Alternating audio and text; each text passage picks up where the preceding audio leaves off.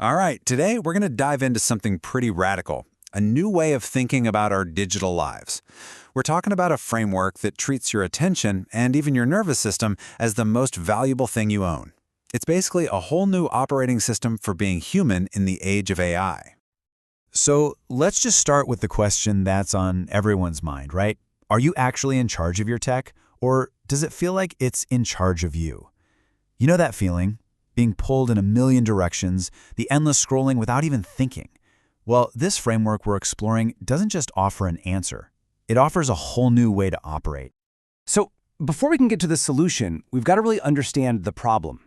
The people who created this system have a name for it, the nervous system gap. And I have a feeling this concept is going to feel very, very familiar to a lot of you. So here's how they break it down, and it's super physical, which I love.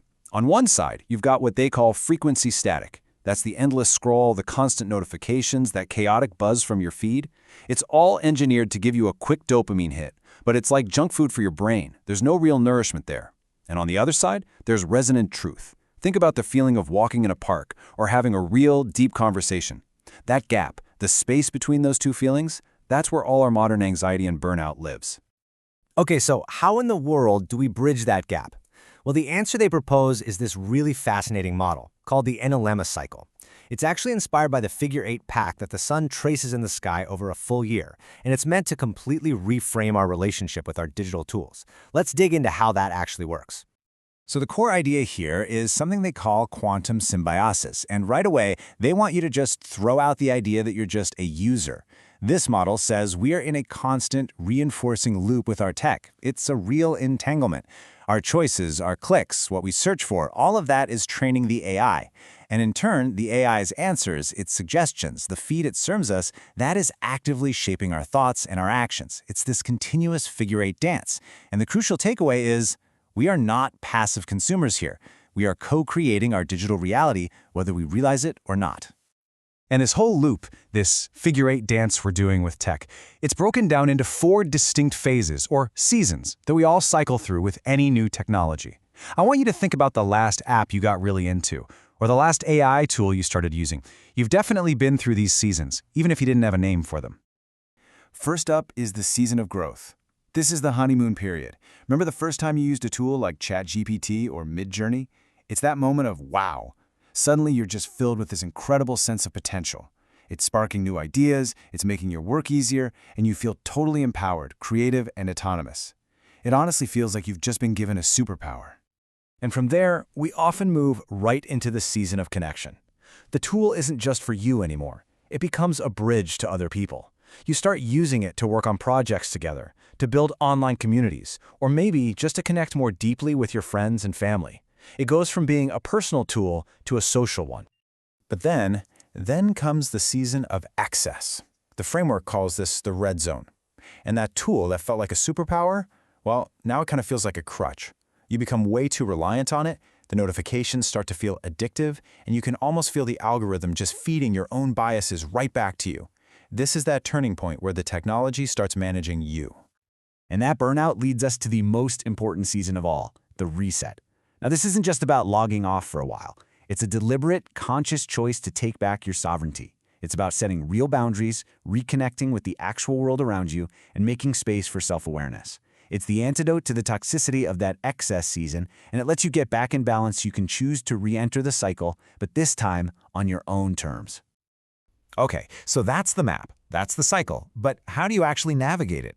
Well, the framework gives us a practical toolkit, and it's all built around 4 disciplines. It's a skill set they call vibrational literacy. So here are the 4 core skills. First up, digital discernment. This is all about learning to feel the difference between that noisy, chaotic, frequency static and information that's genuinely good for you. Next is visual stewardship. This means learning to see how the bright colors and synthetic glow of app icons are literally designed to manipulate you and create a false sense of urgency.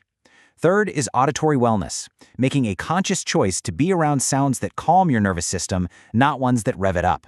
And finally, temporal awareness, simply understanding where you are in the bigger picture of your own life, which gives you the perspective you need to handle all that day-to-day noise. Okay, but let's be real. How do you stay motivated to do all this work? This is where the whole framework takes a turn that is, honestly, pretty mind-blowing. It argues that this act of taking care of yourself, of managing your own well-being, isn't just a personal win. It's an activity that can create real, tangible economic value. And the concept is called Guardian XP. So imagine a system that actually rewards you for your healthy habits. Let's say you choose to take that 30-minute walk in nature instead of doom scrolling.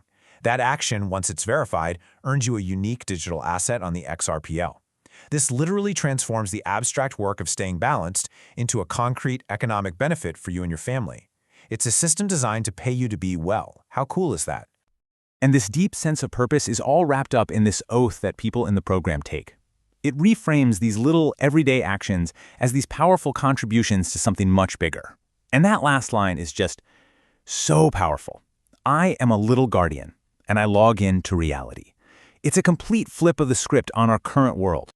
And that brings us to the ultimate vision of this whole framework. This is where we zoom way out, from our daily digital habits to the entire sweep of a human life.